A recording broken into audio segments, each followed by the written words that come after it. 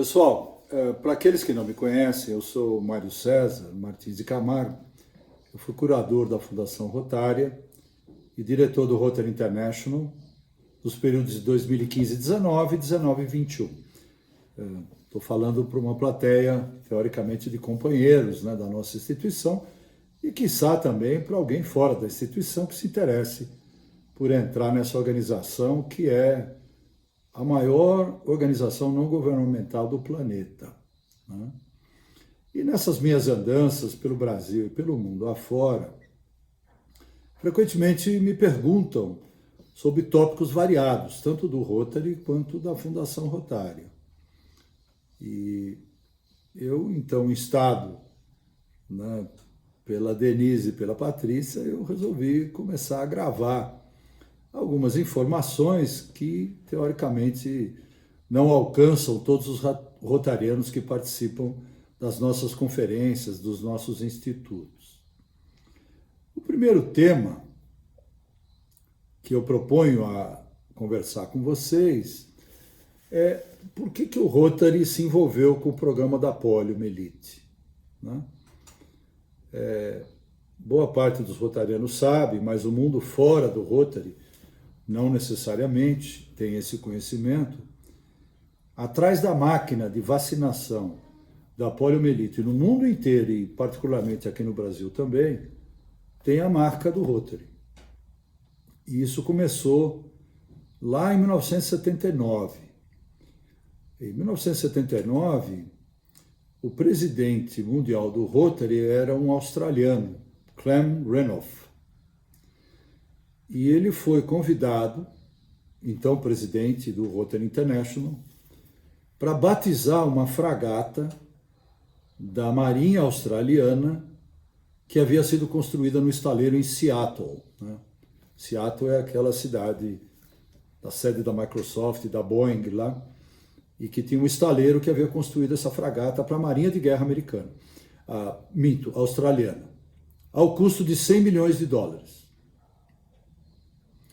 Então o Clem Renouf foi lá e no voo de retorno de Seattle para Chicago, né, a nossa sede, ele se perguntou, puxa vida, eu acabei de presenciar um investimento de 100 milhões de dólares numa máquina de guerra para matar a gente. Ainda que com um propósito defensivo que possa ter, um navio de guerra é um navio para matar a gente. O que eu poderia fazer com 100 milhões de dólares se nós pudéssemos investir em algo para salvar gente? Né? Típico pensamento de rotariano. E quando voltou à sede, ele fez essa pergunta a um governador do distrito, que era um médico chamado Dr. John Sever. O Sever era, na época, um dos líderes do Instituto Nacional de Saúde, baseado em Washington, na capital americana. E era governador do distrito da gestão do presidente Clem Renouf. Portanto, ele estava falando com a pessoa certa. O John Sever, que, aliás, ainda integra o Comitê Internacional da Polio Plus, que é o principal comitê da Fundação Rotária, ele pediu um tempo para pensar ao presidente e depois ele retornou. Ele disse, olha, eu acho que nós deveríamos investir numa vacina contra a poliomielite. E por que contra a poliomielite? A ideia dos 100 milhões de dólares era baseada no custo de erradicação da varíola, que havia sido, então, a primeira doença a ser erradicada da face da Terra pelo ser humano, pela Organização Mundial de Saúde, e ao custo de 100 milhões de dólares naquela época. Lembre-se, eu estou falando de abril de 1979.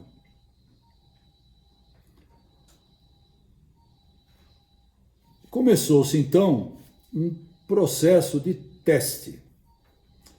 A Fundação Rotária e o Rotary não fazem nada de chofre, sem sobreaviso, sem pensar, sem um piloto. Então, o primeiro piloto foi encaixar dentro de um programa 3H, que na época eram os programas de grande investimento da Fundação Rotária. O H significava Health, Hunger, Humanity, né? Saúde, fome e humanidade. E esse programa de grande escala para a época é que arregimentava os maiores recursos da Fundação Rotária num único programa. Então decidiram fazer um programa de grande escala para vacinação em massa contra a poliomielite num subúrbio da cidade de Manila, nas Filipinas, porque na época concentrava 40% dos casos de pólio no sudeste da Ásia. Era uma cidade infestada de casos de poliomielite, aniquilando, aleijando e até matando crianças, né? E ali foi feito esse teste piloto. Diante do resultado extremamente positivo, o Rotary começou então a pensar num projeto corporativo. Até então, o Rotary se limitava a obedecer aos projetos vindos do chão para cima, né? Do chão de fábrica para cima. Portanto, os clubes é que determinavam o volume de investimentos em projetos comunitários. Isso no mundo inteiro. Aqui no Brasil e no mundo inteiro, esse era o modelo. A partir dessa orientação de que a polio poderia se tornar um programa corporativo, o Rotary começou a focar a sua atenção nesse tema de combate à poliomielite. Foi um processo demorado, ele foi implantado oficialmente como programa corporativo da instituição em 1985, na gestão do então médico mexicano, Dr. Carlos Canseco, que era inclusive amigo pessoal do Albert Sabin, que era, como todos sabem, o autor da vacina. Então, em 1985, a polio se tornou programa corporativo, ou seja, de nível mundial, ao qual todos os clubes deveriam seguir. Deveriam entabular ações. Os clubes, né, na época, eram 25 ou 27 mil clubes, hoje são 37 mil, mas na época eles deveriam iniciar ações voltadas para a erradicação da polio nos seus respectivos países. E a partir de 1985 é considerada a data de partida do programa da polio como corporativo do Rotary International e da The Rotary Foundation. Havia um desafio. Estimava-se que nós teríamos que arrecadar 120 milhões de dólares, isso em 1985, para iniciar o programa de forma responsável, de forma contínua, para que isso não sofresse interrupção na sua implantação. À época, foi consultada a Organização Mundial de Saúde. Curiosamente, paradoxalmente, hoje, o nosso grande parceiro no desenvolvimento da vacinação da poliomielite em nível global, e a Organização Mundial de Saúde não deu muita importância a essa iniciativa do Rotary, porque na cabeça da OMS, que é uma instituição hoje plenamente conhecida do público, até pela atuação na vacinação da Covid e outras moléstias, eles achavam que o Rotary é uma entidade voltada para pequenos projetos comunitários, como até então era, efetivamente. A concepção da OMS não era errada, eles tinham a concepção correta, porque até então o Rotary se limitava a fazer projeto nas diferentes cidades do mundo onde ele estava localizado. Mas o Rotary topou o desafio e falou: nós vamos arrecadar 120 milhões de dólares no espaço de 3 anos para garantir a implantação do programa em nível mundial. Iniciou-se, então, uma campanha de arrecadação global que culminou em 1988, na Convenção de Filadélfia, com uma arrecadação até então sem precedentes de 248 milhões de dólares, superando mais de 2 vezes a previsão inicial.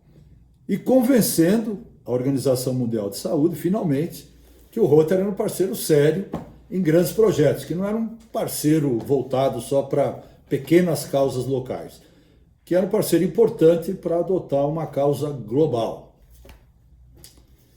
Qual é o resultado? Em 1985, a polio aniquilava a vida, matava ou aleijava ou tornava incapaz 1.000 crianças por dia no mundo inteiro. Eram 350 mil casos de polio em 1985. Hoje, em 2022, nós temos 2 casos de polio numa área limitada ao Paquistão e Afeganistão, que são os 2 últimos países com a polio como endemia, né? São países endêmicos.